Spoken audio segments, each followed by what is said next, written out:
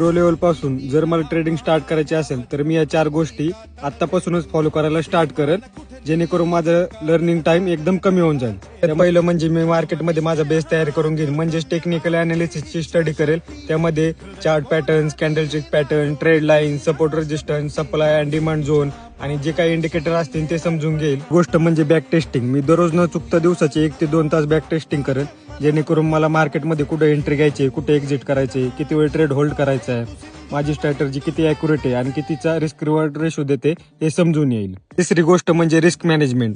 ज्यावेळेस माझा लॉस होईल त्यावेळेस मी छोटा लॉस घेईल आणि ज्यावेळेस माझा प्रॉफिट होईल त्यावेळेस मी मोठा प्रॉफिट घेईल, जेणेकरून माझा रिस्क रिवॉर्ड रेशो मेंटेन राहील, जसं की 1:2, 1:3. जर माझा रिस्क रिवॉर्ड रेशो मेंटेन असेल तर माझ्या मार्केटमध्ये प्रॉफिटेबल होण्याचे चान्सेस जास्त असतील.